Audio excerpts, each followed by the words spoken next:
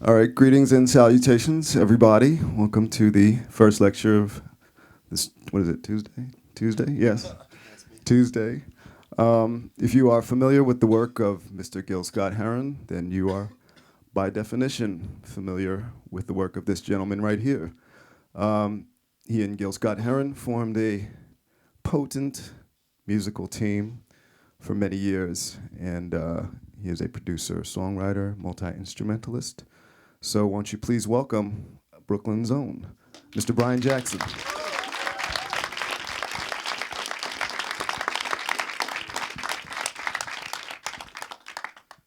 Welcome, sir. Thank you. I'm happy to be here. We are happy to have you. You were part of a very strong team. What is the thing that is important to maintain a strong team? Just as a sort of initial question for you. Well, I think the most important, the thing that probably drove us and that kept us working together for almost 10 years, was that we had a similar goal. Maybe we didn't talk about it that much, but it was urgent in a way for us to be able to deliver kind of news, to deliver, to kind of be a spokesperson for the what was going on at that particular time. You know, we're looking at the '70s, and it was a time of turmoil, and it was a time when uh, a lot of things kind of needed to be interpreted.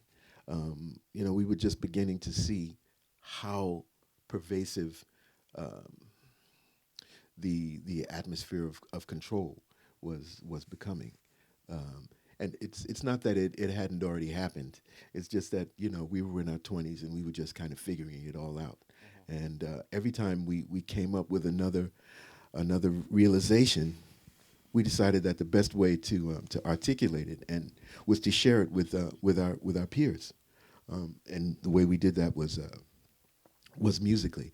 I had read a book called Subliminal Seduction, and another one called The Hidden Persuaders. And there were books about how Madison Avenue was using the popular music of the day um, in order to sell their products. I mean, it's a common thing now. In order to advertise something, you target the youth, you target the pop culture at the time, and you just drive the point home with sales. And when we began to understand how that worked, we decided that why not do it ourselves? Instead of trying to sell French fries or whatever.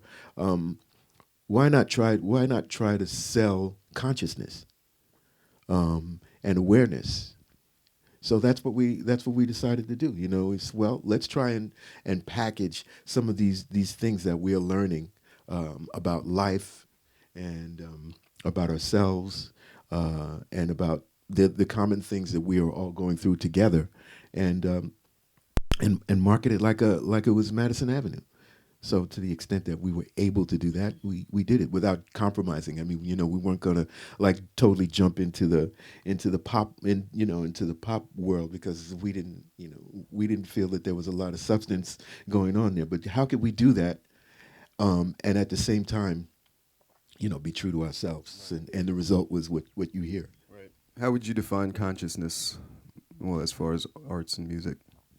I define consciousness as being aware of one's surroundings, of being honest with who one is, and what are the dynamics, between the interpersonal dynamics between people, between ourselves, and between ourselves and society. I want to play a little bit of music just to sort of get us all on the same page. We're talking about some concepts, but this is also coming right down to the music.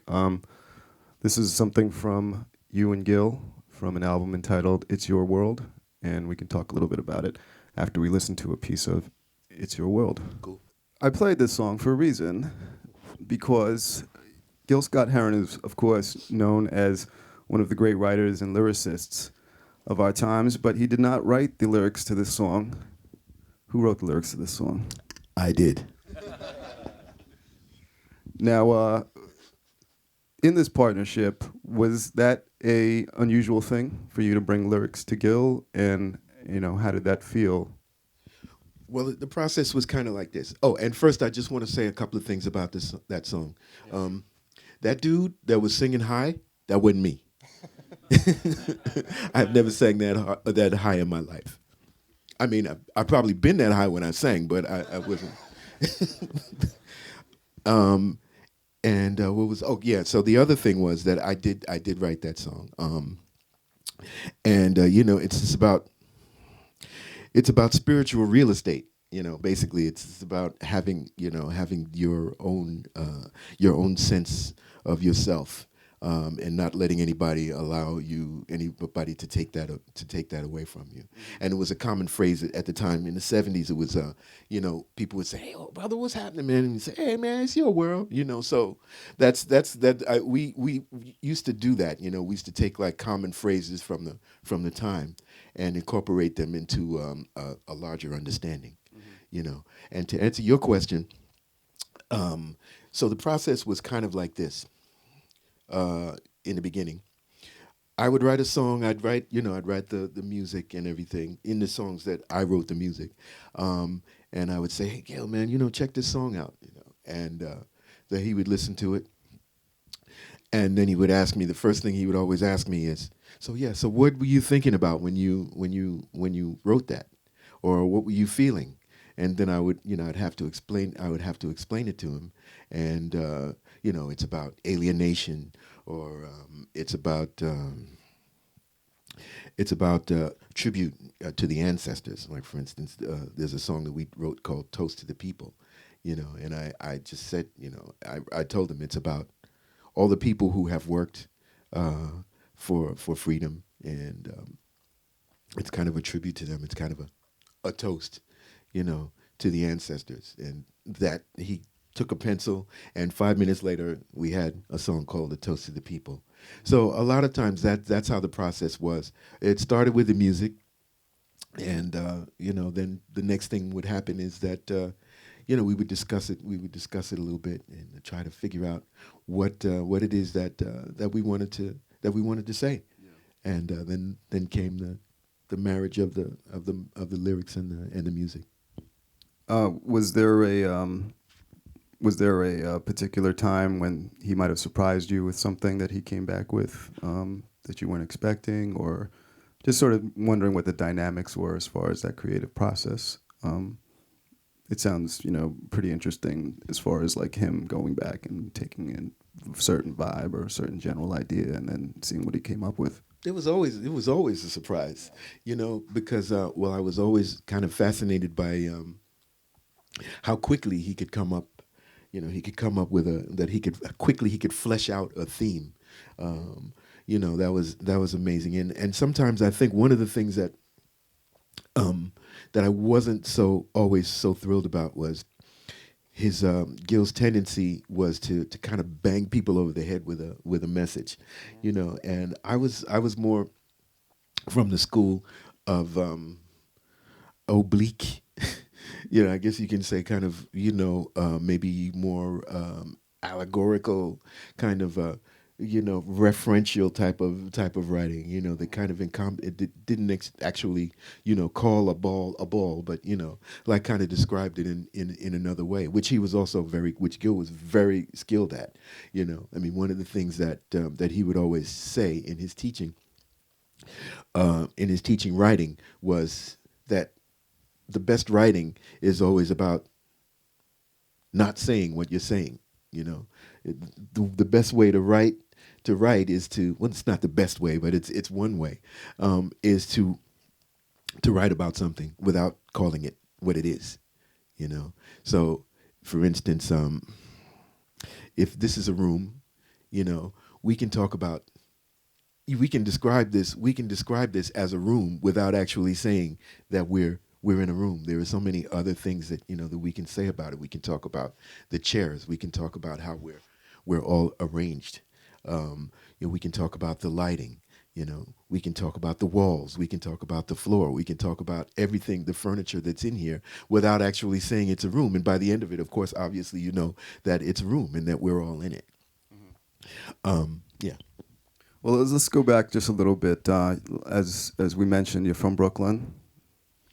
Do or die. Bed-Stuy. Which is not actually true. I kind of mostly lived most of my life in Crown Heights, but. All right.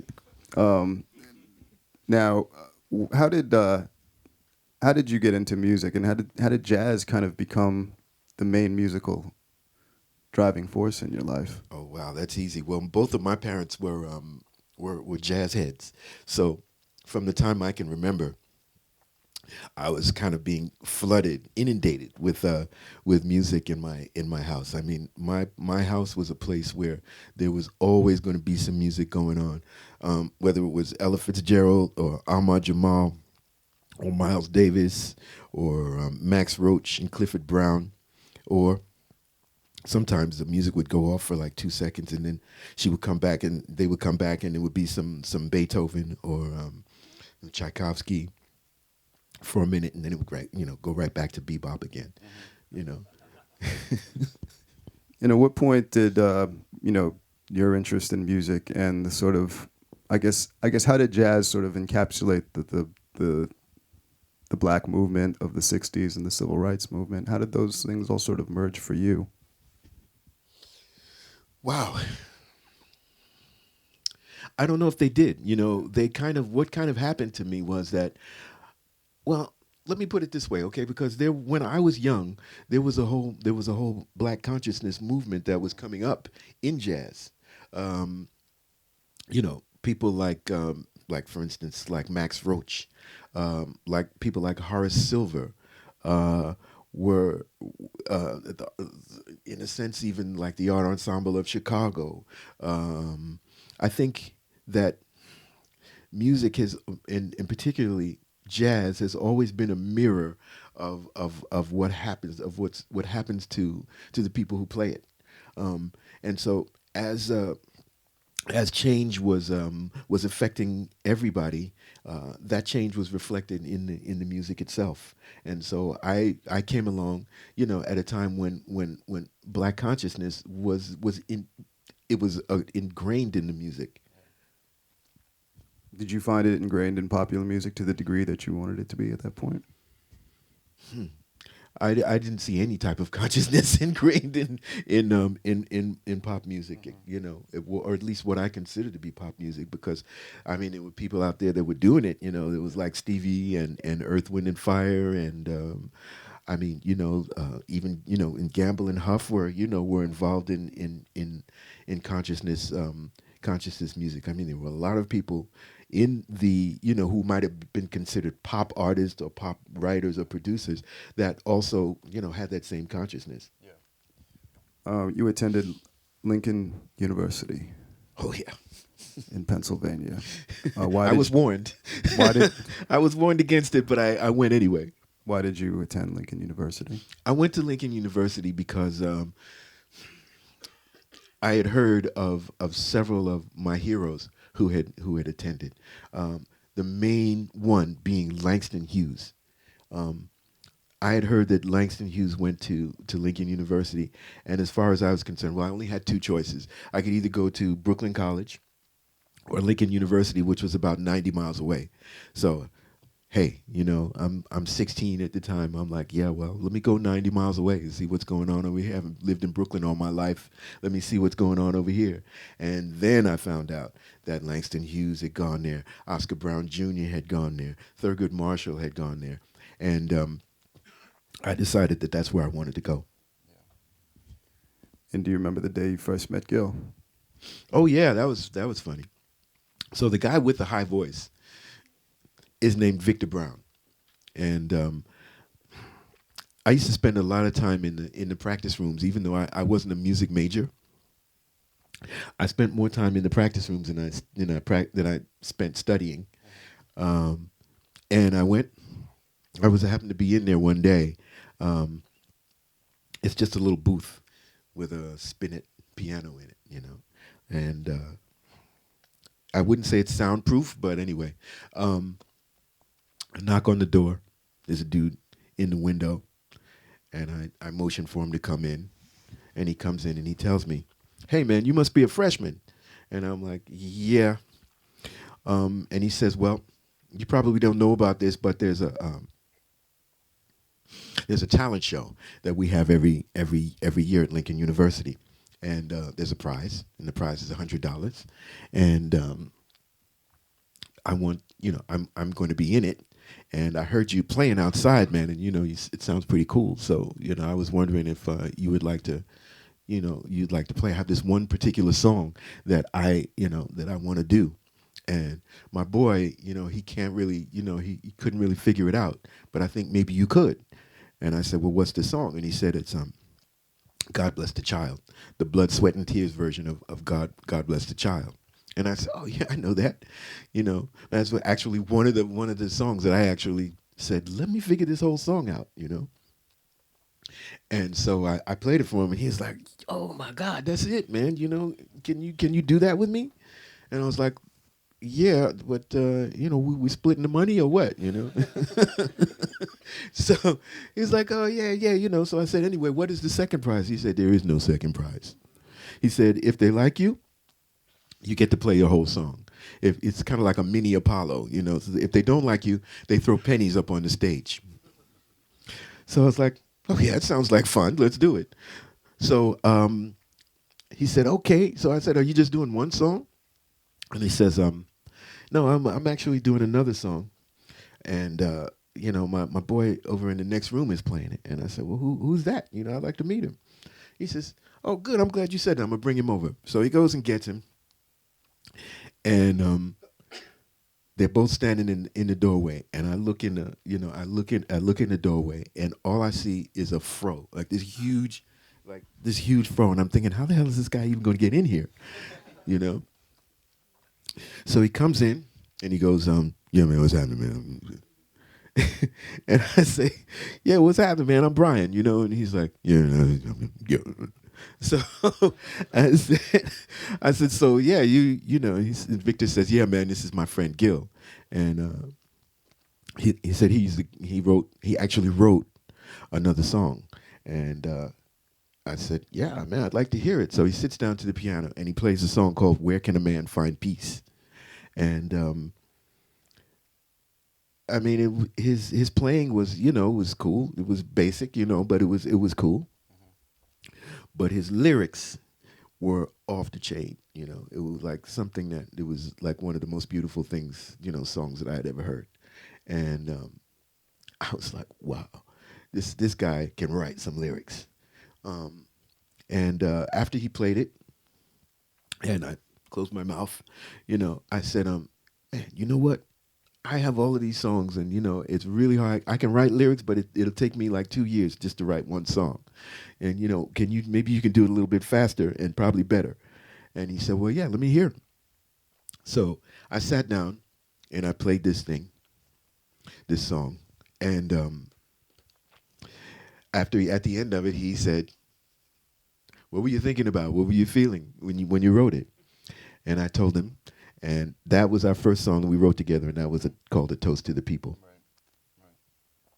Now, what else struck you about Gil's talents? You said he's a great writer. What was it about his sensibility that really hit you? Well, I feel like he was a very direct person. Um, he wasn't for a lot of bullshit, but he was also very very warm and funny, person, and his sense of humor came out in a lot of his songs. I feel sometimes that a lot of people that he came in contact with didn't really understand the depth of his sense of humor. And I think one of the reasons that we got along so well was because I did, and we would kick it like on another level, kind of another level of humor. And he was a great pun master. He liked to throw puns around, and I don't know, it just clicked. It's just one of those things that when you work with somebody and it clicks, that's it. Well, let's listen to a little something that retains a lot of those qualities. It was written before you guys became partners, but I think you brought something to it. Yeah, so Brian, you were just saying about the references, the pop culture references in this. Every line was a reference to a commercial or an ad that was going on and in the day. A tiger in your tank was an ad for a gas company.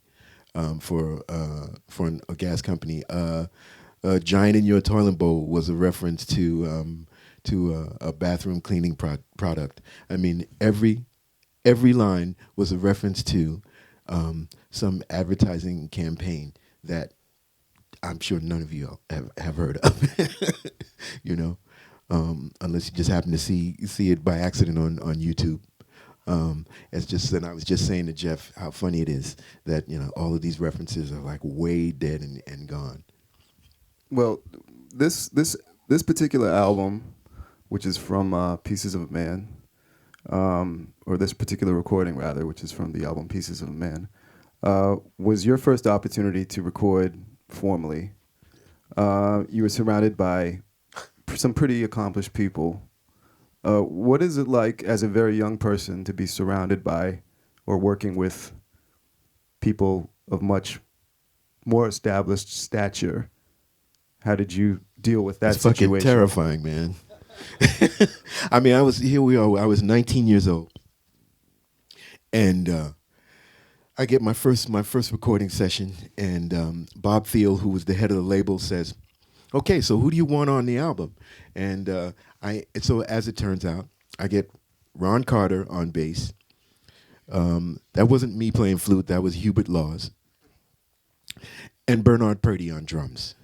And I brought my boy Bert Jones, who ended up playing on Saturday Night Live, guitar on Saturday Night Live for the first 5-10 years, to play guitar with me. And I'm in the studio. You want to hear this story? I think I told you this story. I'm not sure. But I'm in the studio, and we're working on a song. I think it was Pieces of a Man. And, you know, Ron Carter, he's a funny guy, man. He's a funny guy. So, you know, there's a rites of passage that you kind of have to go through sometimes as, you know, as artists. You know, somebody is always going to be somebody who tests you and who, you know, who questions your ability to do what you do and or to know what you know. And this is kind of like what happened in the studio. So I was in the studio, and I had done the charts. Actually, Johnny Pate had done the charts, but you know, they were dictated to. I dictated them to him, and so Ron is looking at the charts, and I'm on this side. I'm way down there. Say if this was the studio, I'm way over there with my piano and my Rhodes, and they're all the way on this side for the sake of separation. The bass and the drums and Hubert, they're all over there together, like, you know, like the jury. And so Ron says to me, he looks at the chart and he goes, "Hey, this chord right here, Brian, this chord right here, it says C11." He said, "Is that's a C11?" And I said, "Is it C11?" And I said, "Yeah, it's C11." And he says, "Oh, because I thought maybe it could be a C7. Do you think it's a C? Could it be a C7?" And I was like, no, it's a C11. Now I'm 19 years old, okay? I'm telling Ron Carter about a chord, you know? And I'm just thinking all these songs in my head, you know, that he's on with Miles Davis, you know, and everything. And I'm like, okay. No, sir. it's a C11. And he goes, "Oh, okay." Because, you know, it could be a C7. And I'm like, no, then of course now my doubt comes in, you know, and I'm like, okay, well, maybe it could. In my mind, I'm going, damn, did I write it wrong? Maybe it is a C7. I said, oh, well, yeah, I mean, do you think it should be a C7? You know, and we go back and forth through this, you know, and finally I say, well, can we just try it as a C11? And and I look at him. I just glance at him for a second, and he's looking around at Bernard Purdy, and he's looking at Hubert Laws, and they're like, you know. So it's like one of those tests that you go through, and I think that we all, we all have to go through it at some point. Now you just mentioned the Rhodes. Now, did you play the Rhodes on Pieces of a Man? I did. I played the Rhodes. It was like one of my first encounters in the studio. Well, no, it was. No. Yeah, it was. It was my first encounter with a Rhodes in the studio. And for instance, the song "Home Is Where the Hatred Is."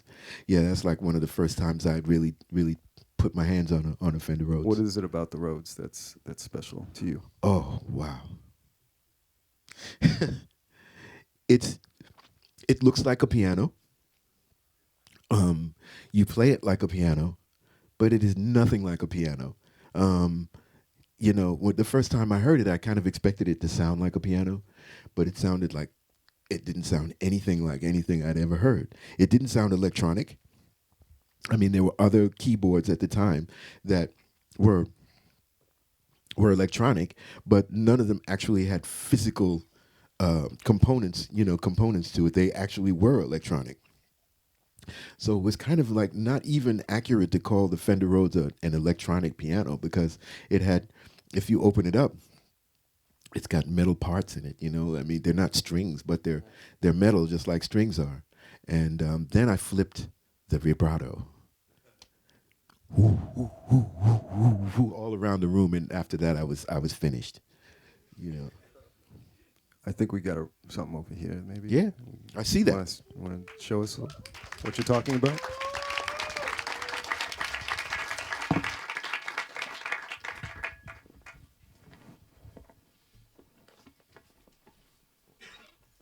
So that song was "Home Is Where the Hatred Is," and it kind of went like.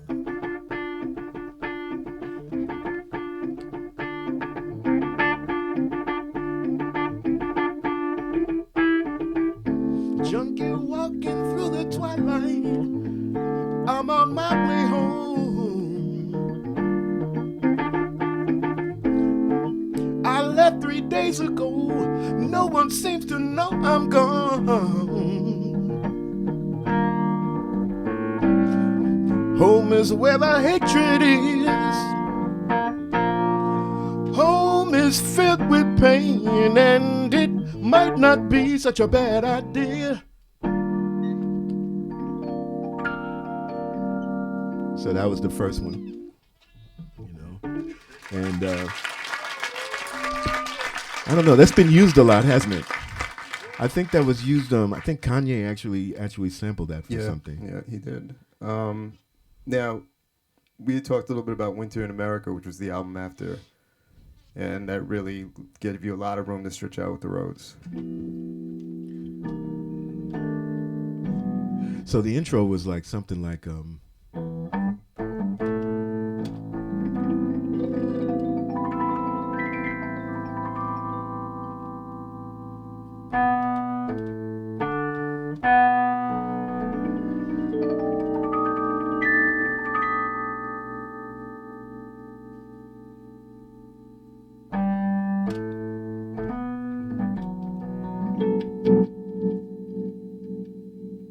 I had to do it manually.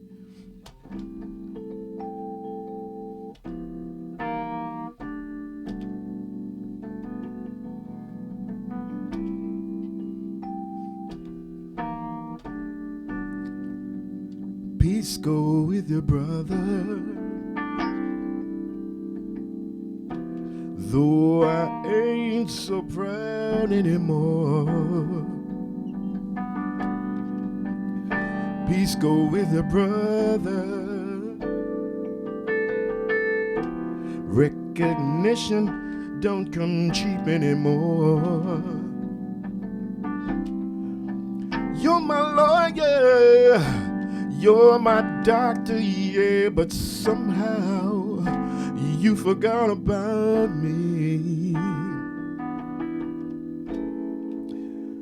Now when I see you, all I can say is peace.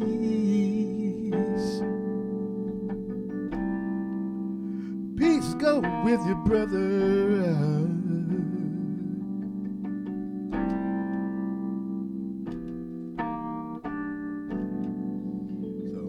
So was one of the Rhodes pieces on there. And what was the other one that was pretty popular? Was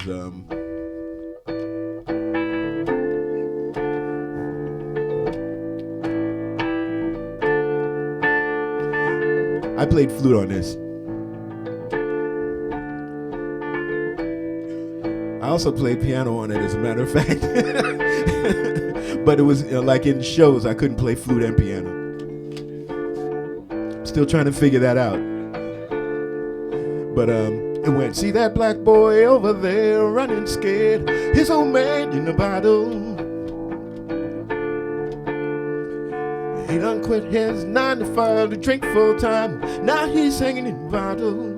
So that was the other Rhodes. I mean, we used Rhodes on that whole thing. It was supposed to be Winter in America was supposed to be like a book, kind of we wanted to make it an audio book, combining like Gil's talent for novel writing and for writing songs together. And we thought, wow, that's a really great idea, a novel idea.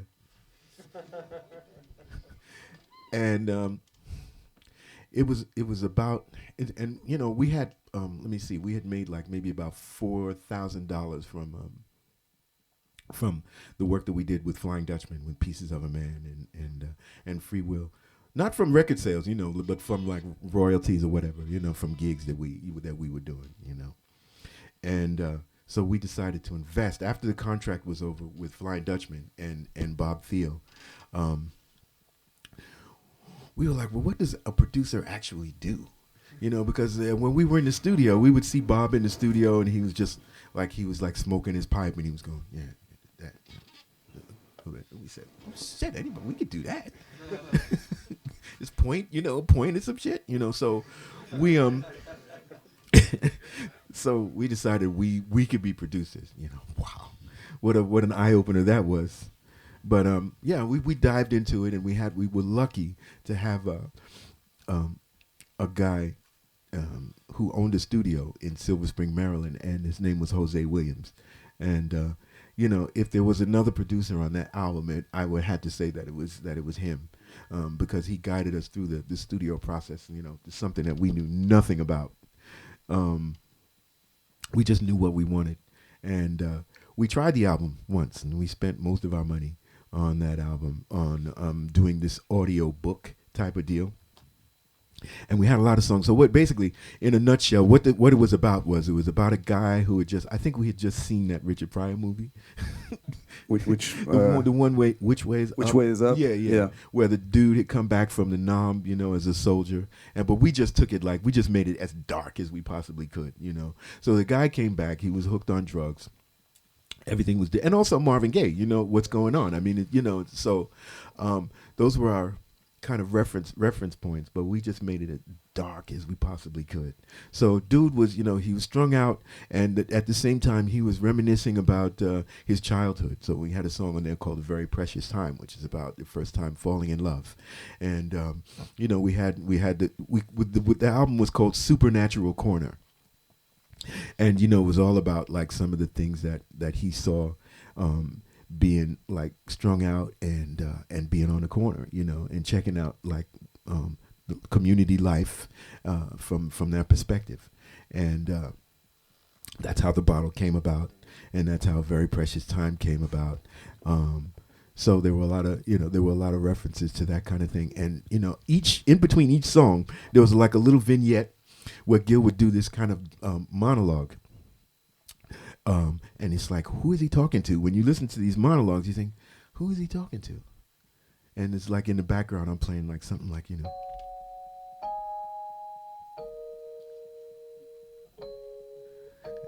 by the end of the album, it drives you crazy, what the hell is going on, And so finally at the end, you find out that dude is actually, he's not talking to anybody really. He's in a mental institution.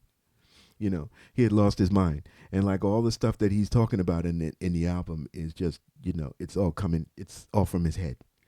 He's not actually talking to anybody, And all of these experiences are just like constructs of his insanity. So that didn't actually happen then. That didn't happen, man, because it was too dark, man. After we finished it and we went home and we listened to it, we were like, damn, man, this is too depressing. You know, this is really depressing. So we kept the ones that were least depressing, and that turned out to be The Bottle. And yeah, if you listen to the lyrics of The Bottle, it's kind of depressing. It really is. But you know, I mean, don't you think it's a crime how time after time after time people in the bottle? You know, that's, you know, that ain't like a happy thing. You know, but anyway. And then we had a very precious time and back home. You know, it's all about reminiscing. All right, but it's a couple things about this project before we move past it. It's obviously The Bottle was huge. Huge success. Yeah. Your biggest song to date. DJs are still playing it. I mean, to this day, you know, Sampling it, reusing the ideas. Yeah. I know you talked about this before, but I mean, there was some irony in this, given the subject matter. You think? Well, you know, because it's a song about addiction, right? And you know, there were a couple of songs about addiction, like "Home Is Where the Hatred Is" was about addiction. And are you talking about that irony? Because you know that's there's that as well. Yeah. I mean, given what we know now, Mm-hmm. was there a reason these songs about addiction were so potent and so vivid at that time? Well, at that time, you know, if you would ask Gil about the lyrics that he wrote about a lot of things, like for instance, "Your Daddy Loves You," for instance, which is about a guy who has just broken up with his partner, and he's in a room with his little girl, you know, telling her that regardless of what you see or what you hear, you know, I love you, and he didn't even have a kid, you know, and a lot of people think that that song was written to his daughter, who actually was not yet to be born for like another 7 or 8 years at least. And the songs like "The Bottle" or "Home Is Where the Hatred Is," people think, okay, so Gil must be a drug addict, you know, because you know, how could anybody dive into the emotions that you have to get into to be able to write a song like that. And in reality, as far as I know, he wasn't a drug addict at the time. But in a sense, it kind of became a self-fulfilling prophecy. And yeah, you know, I just think that, you know, that he was a person, you know, who could actually really get into as a talent that he had to, you know, like to get into something from the other side, you know, and report back without actually having been that. Now, because of the success of The Bottle, though, you wound up signing to a major label as a remedy to a bootlegging situation, or a imposter impersonation type of scenario with that record.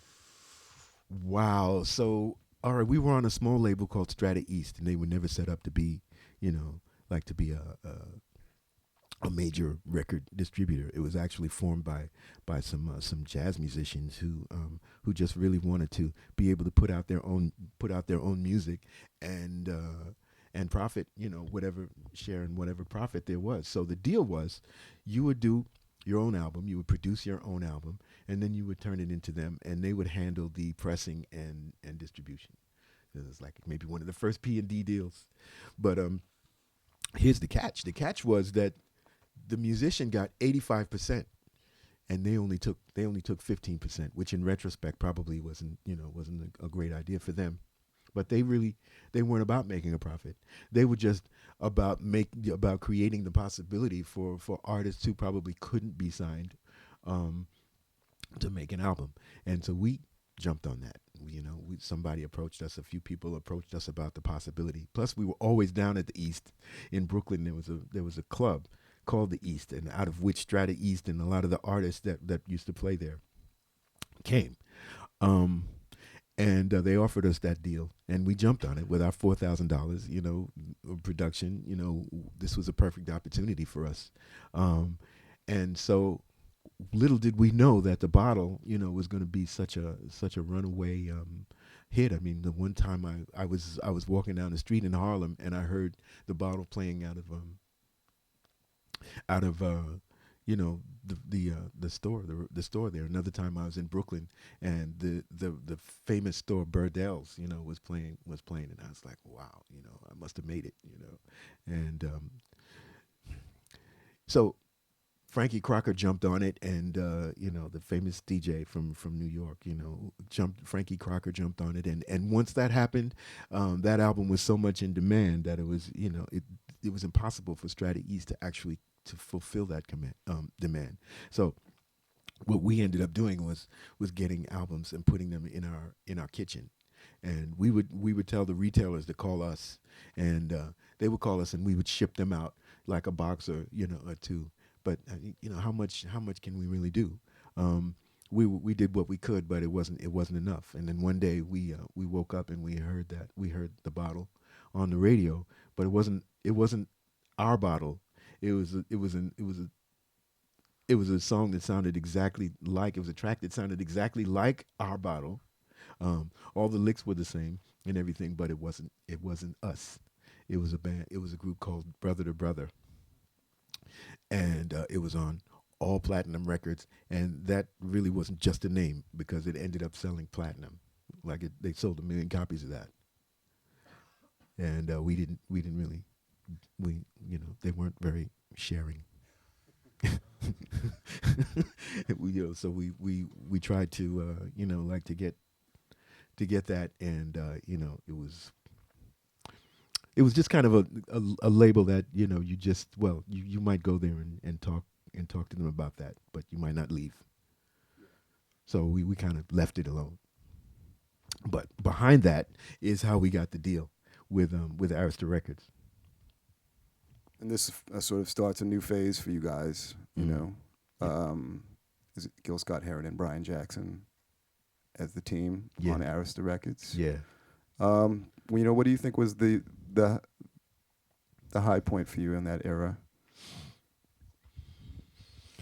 The high point for me in that era was, there was several. There was several. First of all, being on a major label, that was awesome, because we got into a whole other area of listeners that we never could have. We could have never reached.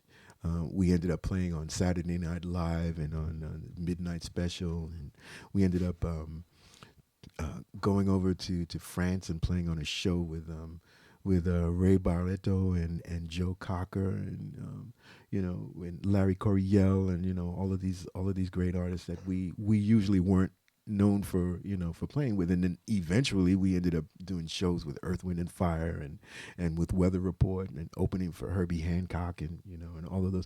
I don't think any of those things would have probably happened for us without the big muscle behind Clive Davis and Arista Records.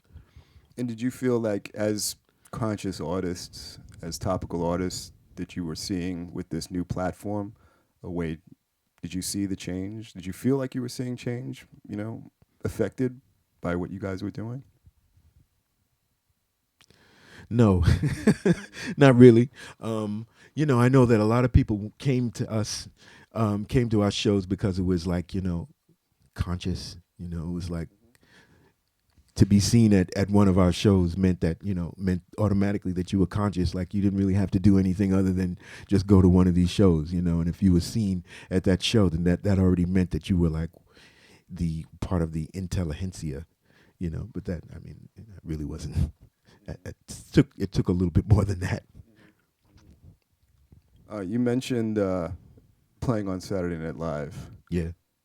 I think we actually have oh my God, some evidence of that taking place. Man. Richard Pryor introduces Gil Scott-Heron, holds up Gil Scott-Heron's album. Gil Scott-Heron's new album. And everybody is visible in the band except for moi.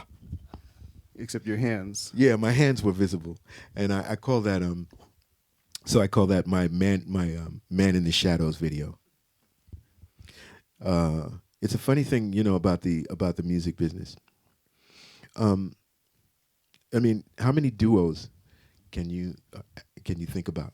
How many groups can you think about who have actually made it, without having one of the artists being singled out, and made as the focal point of the band, and eventually maybe even, taken away from the band and becoming a solo artist.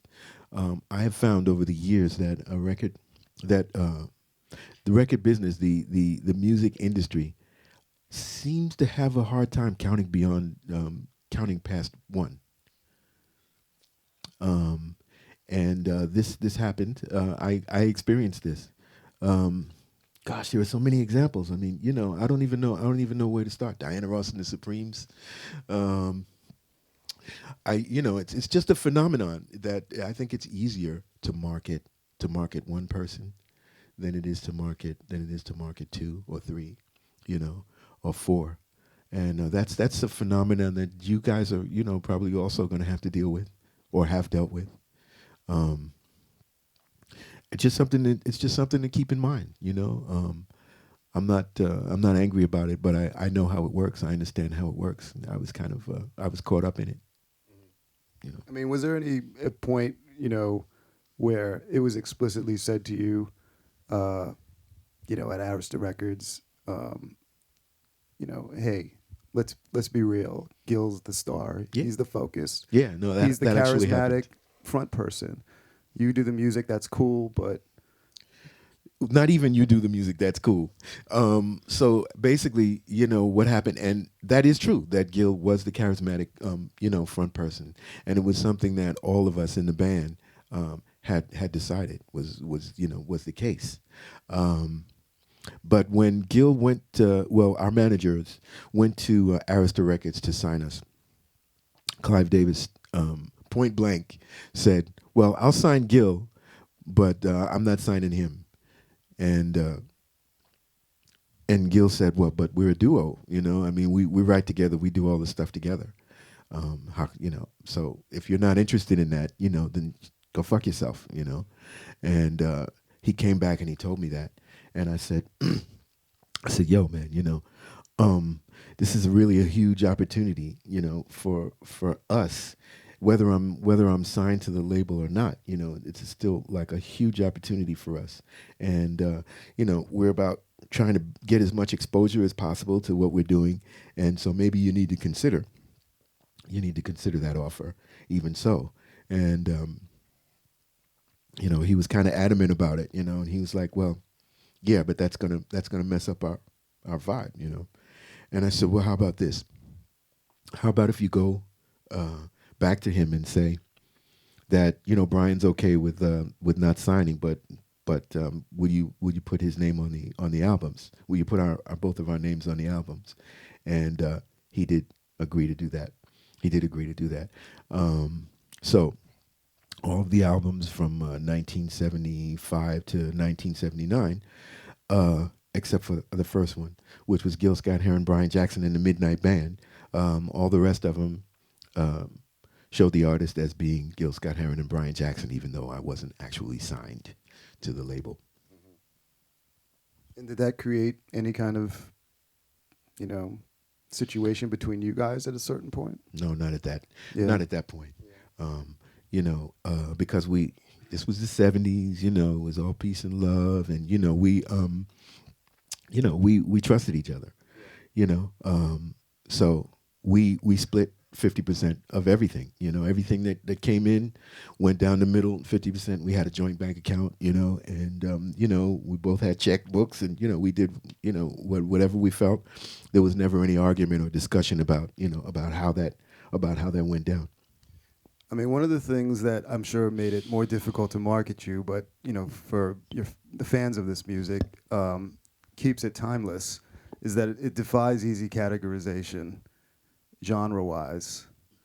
I mean, when these records were new in stores, you would not necessarily find them in soul or jazz or rock. Yeah, that was always a big problem. Where do you put it? You know, I would go to one store and it would be in the pop section. When we go to another store, it would be in the jazz section. Another one, it would be in the R&B section, or sometimes it was in all of them. So, you know, it's just, yeah, I mean, I've always been, we were always against categories, but that's another thing about the music business. You know, not only isolating one individual artist, but also putting music into a box. You all have dealt with this. Somebody will say to you, you'll say, "Well, I'm doing this project, or I have this project," and the first thing out of most people's mouths is, "What kind of music is it?" You know, well, people ask me that, and my what I say now is I say it's good music. You know, you listen to it, and if you like it, you know, it's your music. You know, it's the shit you like. I mean, I don't know how else to categorize it. You know, I think that we're doing ourselves all a disservice by allowing others to, you know, to categorize our music, and yet it is an important tool in being able to market yourself. You know, so that's the kind of a big dilemma for artists, and you know, especially now, much less when we were coming up. You know, we could kind of slip by that question a lot. You know, but even though we slipped by it, you know, it was still kind of foisted upon us. You know, whatever anybody wanted to call us. When we did Saturday Night Live, we were a pop group. You know, when we did the Apollo, you know, we were an R&B group. You know, and now I don't know what is it now? Soul? What are we now? I mean, you know, it's hard to conscious soul. You know, I don't know. It all depends on the perspective. But for me, like Duke Ellington once said, there are only two kinds of music: good music and bad music. And I thought that was really hip, but then I thought about it for a little while, and I thought, well, you know, that's entirely subjective, you know. So actually, I want to modify that a little bit, with all due respect to the great Duke. I would like to say that there are only two kinds of music: music that you like and music that you don't like. For somebody, the music you like might be the most horrible thing they've ever heard, you know? And for some people, the shit that you're into, you know, might be like totally just garbage. I just want to play another thing real quick. Just speaking of different musical instrumentation in keyboards and colors. I mean, to me, that's when you hear, you know, Gil's voice, your keyboard work really interacting. You want me to say something now? Well, what I mean, I guess firstly, what are you playing?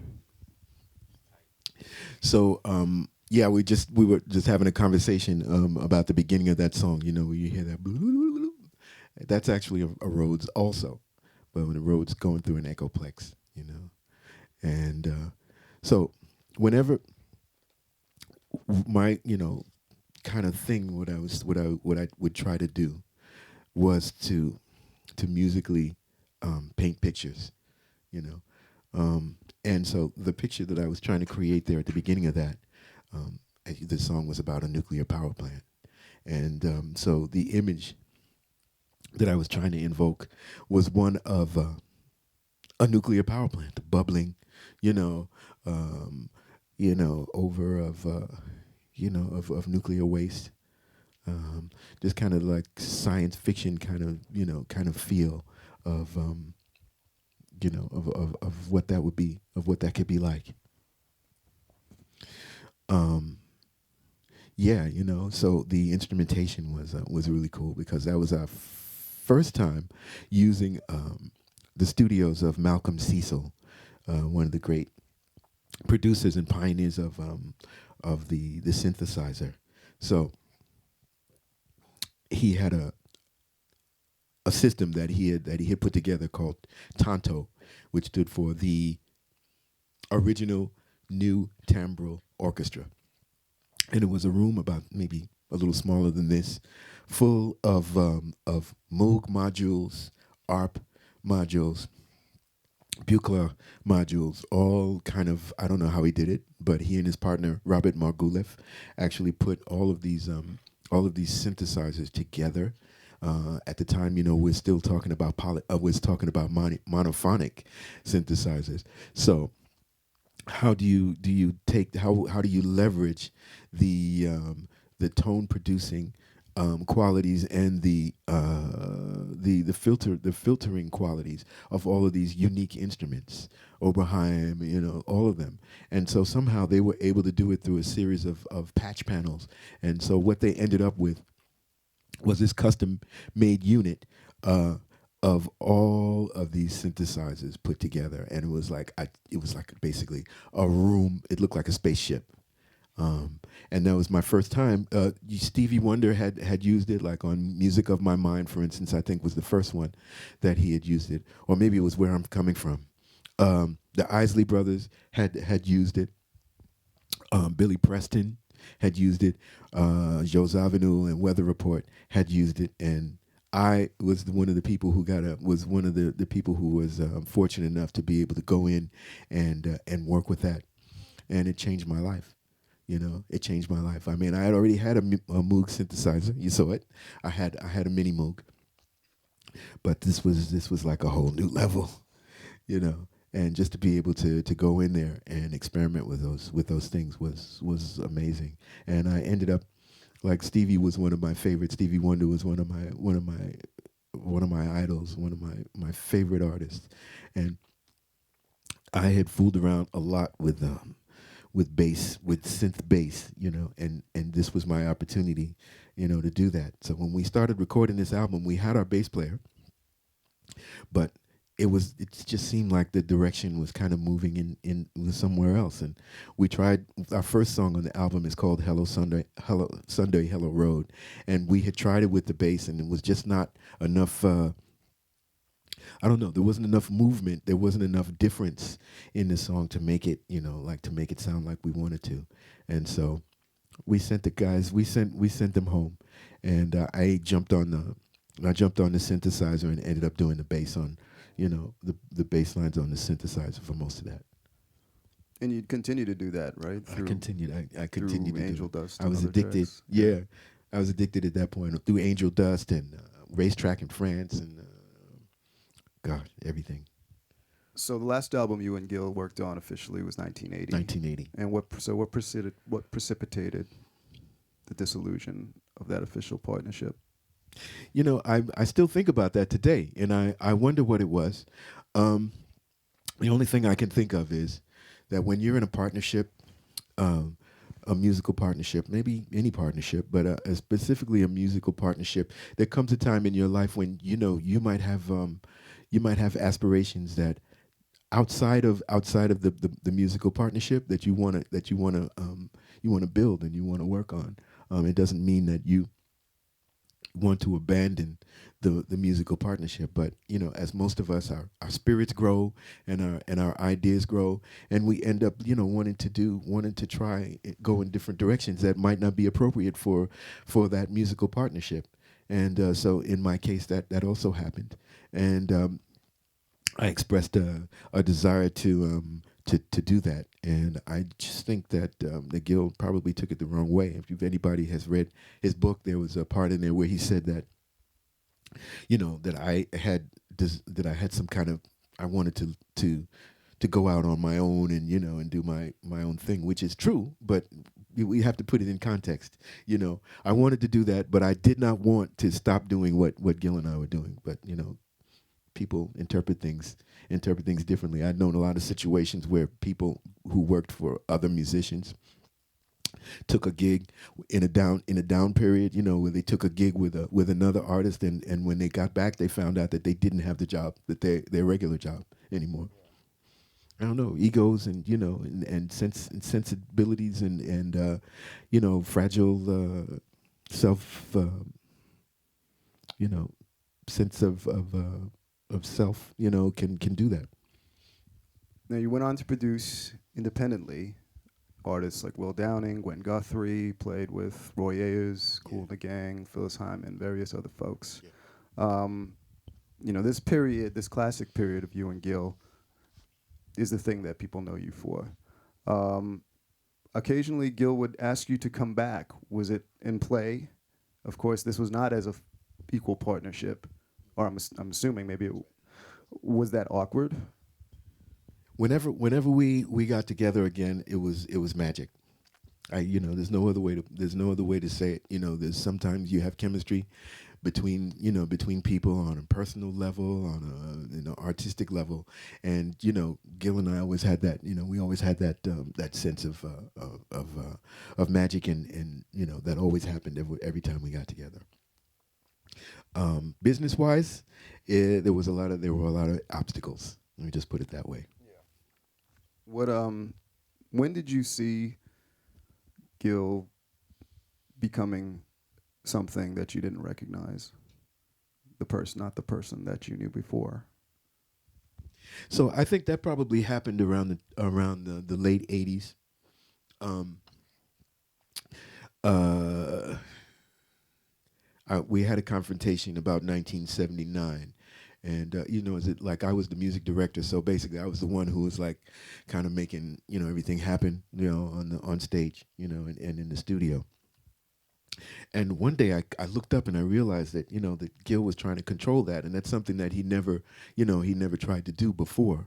And I said, one day I just confronted him, and I said, man, what's going on, And he said something like this.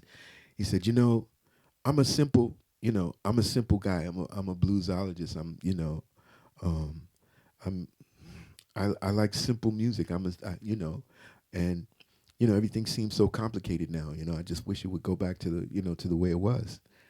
And I felt this feeling in the pit of my stomach. I was like, wow, man, I've actually failed him. I've failed my friend. You know, and it really made me feel bad.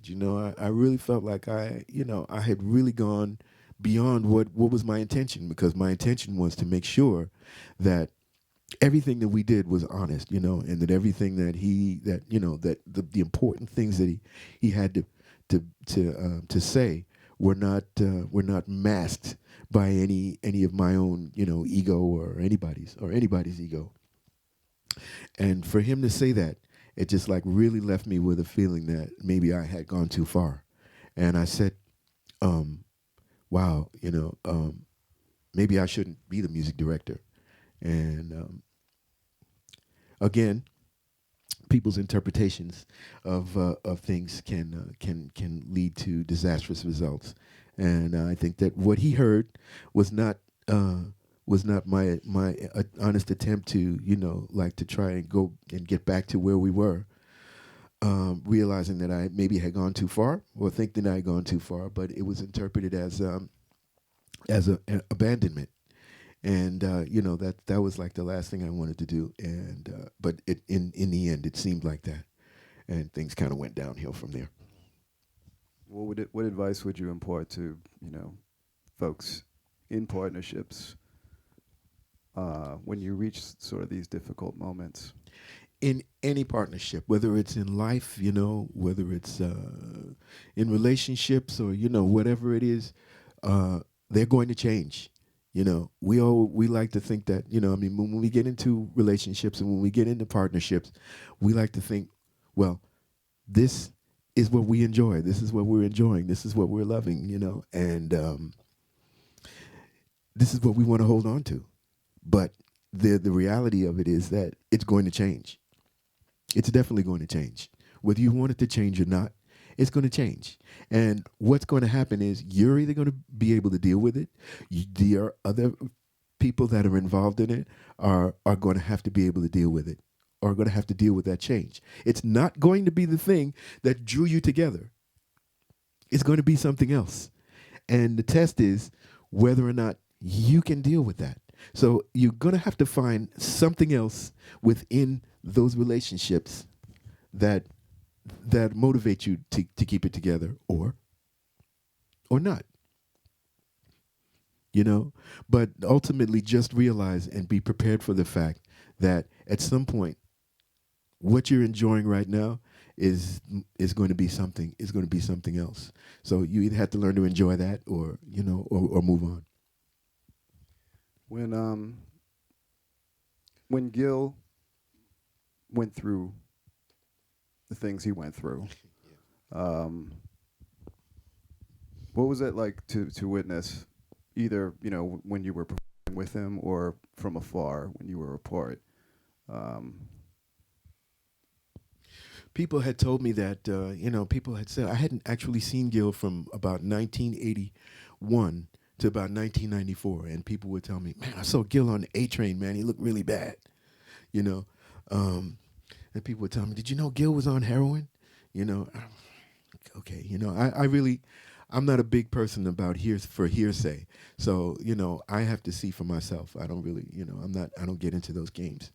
Um, But in 1994, out of the blue, I got a call from Gil. His pianist wasn't able to make it, and he asked me if I was able to fill in for her at SOB's in Manhattan, a club in Manhattan. And I went down there, and I had heard all the stories, and they weren't good. And so I was there, and Gil was late, which is something that I had heard happened a lot. And we were going through some music, and we were going through some stuff, and all of a sudden I heard somebody say, "Oh, he just walked in," and so I'm like, "Where?" And he gets up on stage, and I realize, oh, that's Gil, and he looked like my grandfather, and we're only 3 years apart. He's 3 years older than me. And I looked at him, and I couldn't believe it. So at that particular moment, I realized that all the stories were true. Um, and that was difficult, um, because this was, at some point in my life, we were best friends. This was my best friend. So, yeah, things do change. Like I said, they change, and you got to deal with it and move on. We tried to do a couple of projects together. We actually did try to deal with some projects, but there was always the 800-pound gorilla in the room, and that had to do with I don't know, I can say it. It had to do with like publishing, and you know, um, publishing is obviously, you guys know, that, and maybe I was among the first of the generations to know, but that publishing is the most important thing, as far as as creating music, that you have to be able to maintain a lot, some of what of some of the rights to what you do. Not It's easy, a lot easier said than done. Of course, we all know that, but it's probably the thing that you really have to be conscious of, at all times. And in that particular era of time, like I said, peace and love. We're all brothers. Um, sometimes that should have been more of a written thing. It has to be, no matter how well you think you know somebody, you know you know them now. You don't know them 20 years from now, but you still wrote that music. So make sure you keep, no matter what kind of friends you are, just make sure you dot your I's and you cross your T's. you retired from music for a bit. Yeah, 94. For a bit then. For a Yeah. bit, yeah, from 94 to like 98. Right. Yeah, And then you continued again. yeah, yeah. I had to, otherwise I was going to die, But I had a bunch of musical equipment. I had like an 8-track, recorder. I was like doing a lot of productions in my house. Like people from all over, from Brooklyn would come in, and I'd record demos for them, and stuff, and produce and record demos for them. Most of which was never released. There was some, but I kept busy. I kept busy. But at some point, I was like, you know what, man?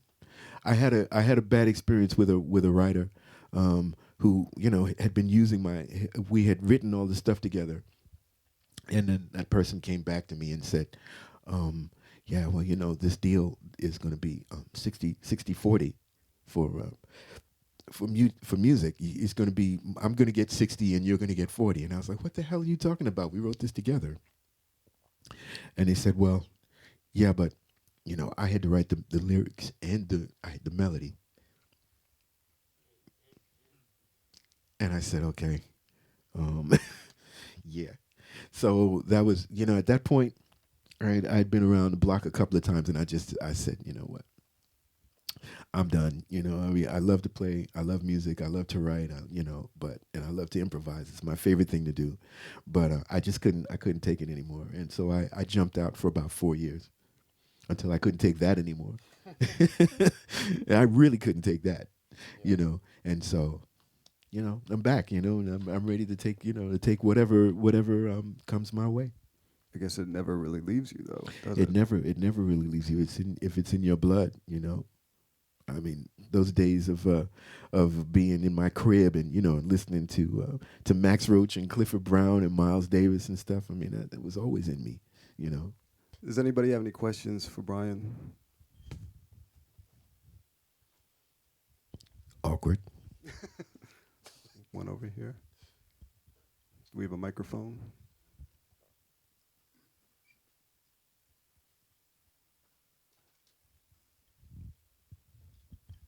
Yeah, I know what you're gonna say. So no, I'm just kidding. I'm sorry. Yeah, I was just wondering, like, when you and Gil Scott-Heron got like to the higher levels with the labels and stuff, did they and Gil's lyrics are like super next level, like they're just like so good, and what's the word I'm looking for, really like boundary pushing, Yes, I'd say. So I agree. did they ever kind of ask them to tone it down, like for the sake of greater exposure? What they wanted him to do was to actually to turn down the music. you know, like there were several attempts by Clive Davis to change the music. He felt that the music wasn't commercial enough. He didn't really have a problem, with what Gil was saying. I think he kind of loved what Gil was saying, but he had a problem with the packaging and the marketing of it, and that was something that he always saw me as standing in the way of. Yeah. But surprisingly enough, no. I can tell you one situation where, which kind of might explain exactly what I'm talking about.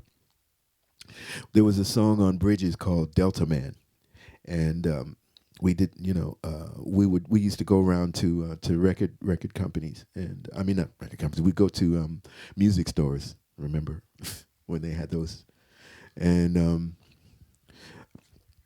we would promote. We would go there and do promos and book and album signings and that kind of thing. And so this guy who owned one of those record stores has sent me a picture from like a long time ago, like 77 or something like that, when it was him, the guy, the owner, and me and Gil, and we were all posing for a picture. And over on the side of us was a poster that was selling Bridges, because it was, obviously it just come out. And there's a song on the album called Delta Man, and one of the lyrics in the song is "Put a little revolution in your life." Okay, so I'm looking at this picture. I'm like, wow, that's an old picture, man. That's cool. And then I look over at this poster, and this is a poster that Arista Records had created, and so it says Bridges, and then it says Gil Scott-Heron, Brian Jackson, Bridges, and then underneath it says, "Put a little revolution in your life," and then underneath that it said 1099. So I think that kind of says it all. I don't know. I don't know about you, but that kind of summarized the whole deal for me.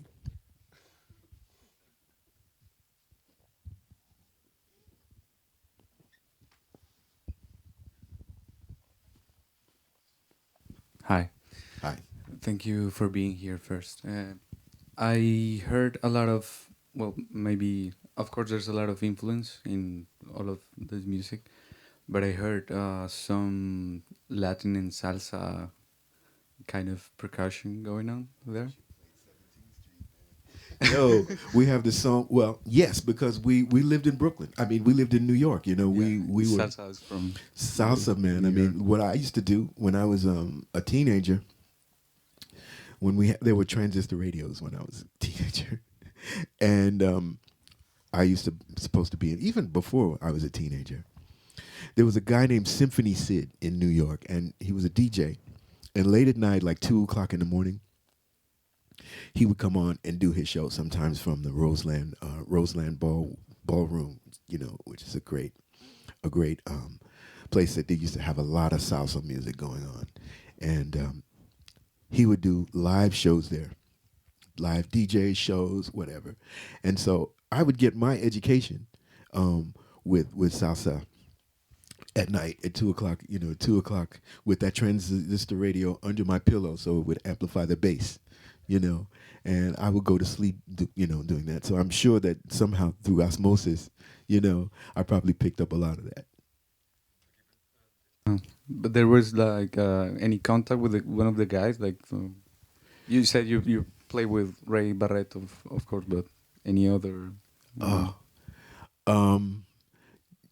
Not specifically, but I can tell you that Barnett Williams, who was the guy that you saw playing the Shakeré on the video, he had devised this. He had built this organization in Washington D.C. called the Society for the Preservation of African Percussion. And when I first met him, the thing that he did was he played for me about 3 or 4 different rhythms from all over Africa, and all over the world. And he knew the traditional song that went with it and the traditional dance that went with it. So if you told him, like to play something, to play a merengue, play merengue, or to play a guaguancó, then he knew what that was. And he was the one who actually taught me and all of us about percussion, and about rhythm. So yeah, like we had an expert in our band, and we were very proud to have incorporated so many of those elements. Thanks. Anybody else? Hello, good afternoon. Hey. It's an honor to have you with us, I would like to say. Thank you. It's Just an honor that. to be here. So my question is, during your major label years, I would assume that there was tension with all the with the situation that was happening. So I would just like to ask, like, if that tension like helped the music in any way, or like were you unaffected by that? That's a good question. I wouldn't call it tension. I think probably the most tense people were the A&R guys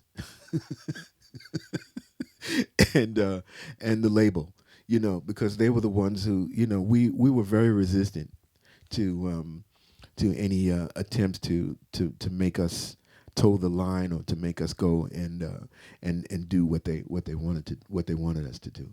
So we would continually bring albums in to Clive Davis, and we would sit in his office, and he would listen to them, and he would go, "Well, that's very nice, but I don't hear a hit," and we go, well, "We didn't write it, we didn't do it so that you could get a hit," and he would always say, "Well, if I don't have a hit, I can't work it," and we would just say, "Well, do your best, bye." So I don't know how much pressure that I was feeling. Maybe later on, Gil was probably feeling a little bit more pressure than me, because after all, I did tell you I wasn't signed to the label. So that was a good thing and a bad thing, I think. But it didn't affect our music at all. We were very conscious not to let it do that at all costs. Thank you. Thank you. Thank you.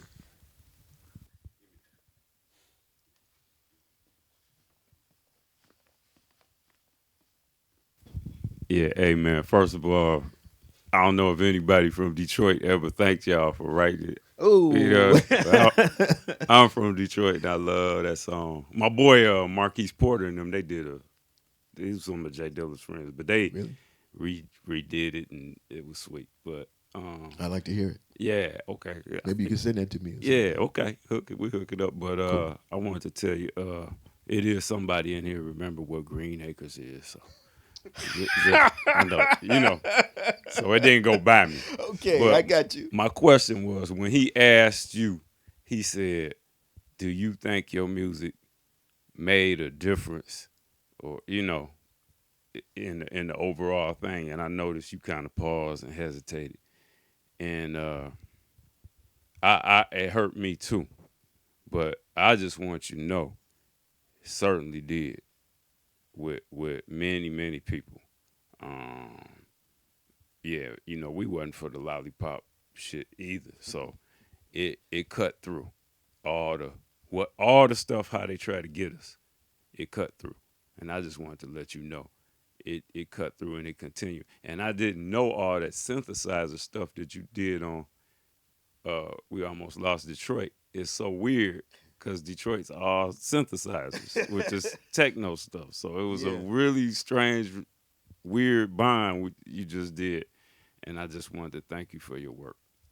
Well, thank you so much. I really appreciate that. What's your question? No, I'm just kidding. I forgot. Thank you.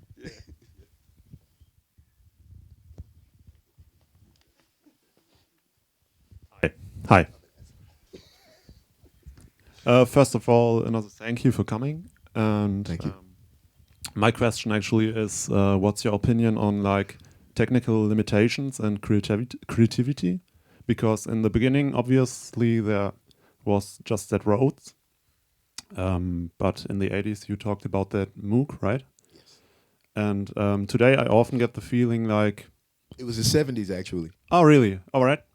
Because today I often get the feeling there are so many sounds, I'm getting lost in finding the right one instead of just writing songs. Yeah. So what's your experience with that? My experience is exactly the same as yours. And at some point you just have to say, basta, enough. And, I think with every creative piece, you can rationalize it to the end of the earth and back. I think I've learned that sometimes it's better to go with the first thing that you like. The first thing that just even kind of makes you feel like maybe this could be the one. Go with it. And at some point you'll know if it really is the one. But we're perfectionists. Like to be a musician is to be a perfectionist. And I listen to all the things that I've ever done, and I hear how I could have done them better. In retrospect, like they say, hindsight is 20/20. It really is. We have perfect vision when we look back, but when we're at the time that we're doing it, we could drive ourselves crazy.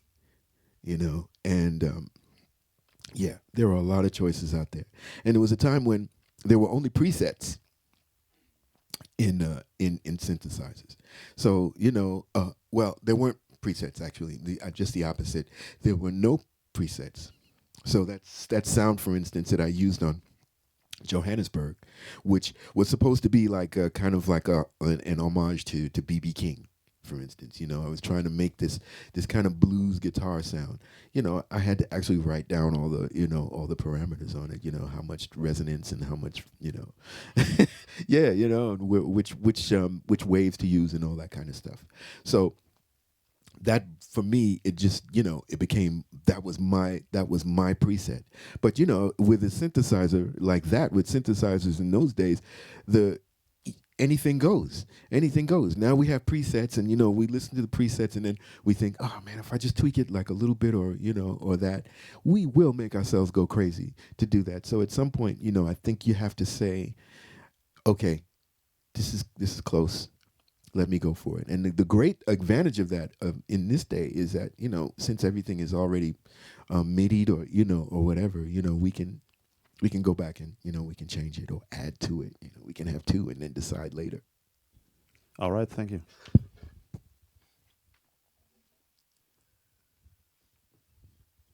Anybody else? The question. I knew it. I knew it. Okay, so when you paused and he asked you, so what do you think about the state of black music now? And the stuff that's going on in the neighborhoods, and do it hurt you to see that the same shit is still rolling? Longer pause. A lot of things that yes, I think that really there hasn't been a hell of a lot of change, and what things that have changed, I think they've actually changed for the worse. We have made a lot of progress. But what is progress? What do you consider progress? The fact that that now more black people than ever can walk into a bank and get a loan for an SUV.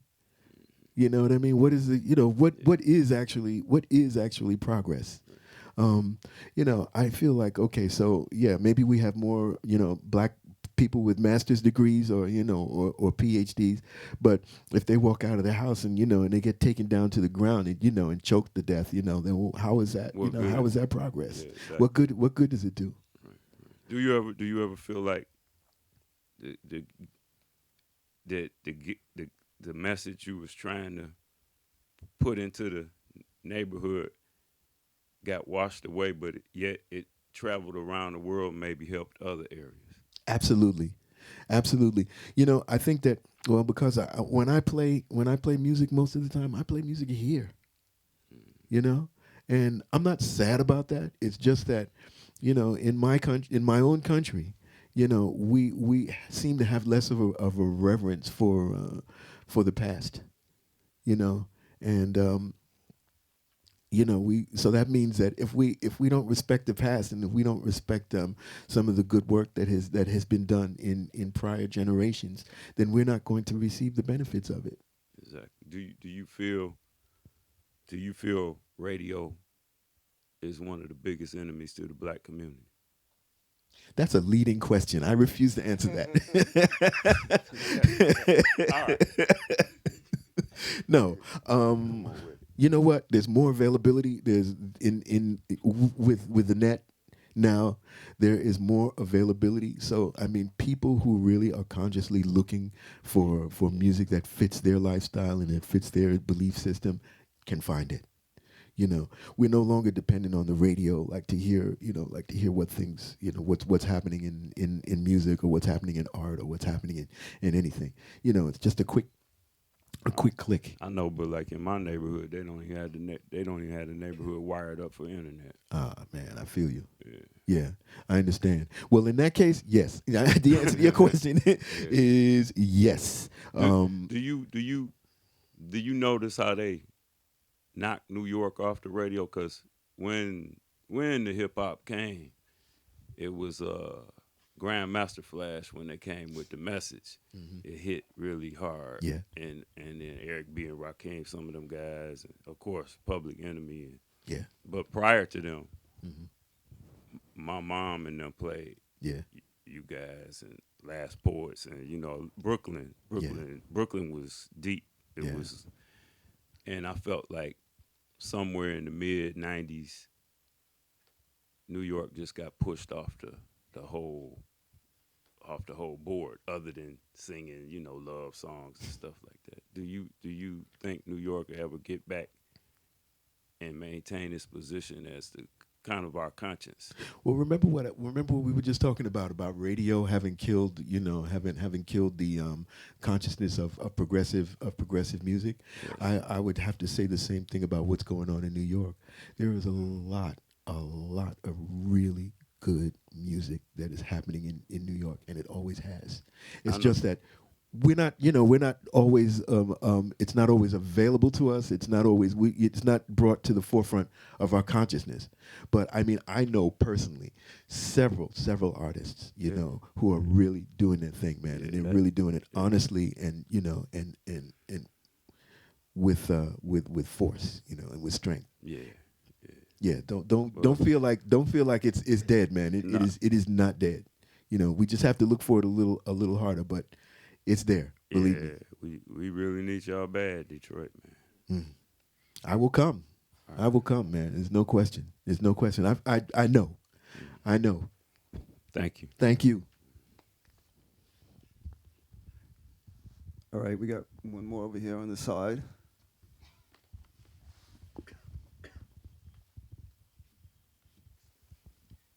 Hi. How you doing? Good, thanks. Thanks for coming. Thank you. With the hindsight that you were talking about and the conversations with like the label heads that you were working with, as an MD and a producer working with someone who has a lot of like a message, you both had a message. Looking back, do you think you would have changed the way that you produced the music and the music that you wrote to help like get the message further, or is like the music that you put with it something that gave the message a bit of credibility? I don't know how much credibility it gave it, but I think it was the only way that we could actually do it. You know, it was the only way that we knew how to do it. Credibility in the sense that that's what you were feeling and you weren't trying to do any other kind of music to fit with your message. You just did what you wanted. Well, I know, you know, a lot of people said when we started doing more synthesizer work in the 70s, in the late 70s, a lot of people might have interpreted that as being like a kind of a way for, you know, a kind of a nod or a concession to the industry, you know, that actually wanted us to be more commercial. And is that a consideration? Hell yeah, it's a consideration. You know, you're a musician. I mean, you know, you're an artist, and you make your living off of this. So the issue is, how do you do it and maintain your sense of self and your sense of integrity? You know, and so the answer for me was really easy, because they put me in the middle, in Santa Monica, in the middle of Tonto with working with Malcolm Cecil. So, you know, for me it was really easy. I just went and I did what I do, and it worked out. You know, it just worked out by itself. And I really didn't ever stop for 1 second to think, oh shit, I got to make this more commercial. You know, so that was smart. Clive Davis was smart to do that. I can say that. Thanks. And you did have a hit with Angel Dust, which we didn't play, but you know, Yeah, it worked. worked. Play it. Play it. So yeah, I was playing flute on that one. Might not sound like it, but yeah, I was, and it was run through a compressor that was like cranked up to the max, you know, almost to make it sound like a guitar, you know. I mean, that was fun.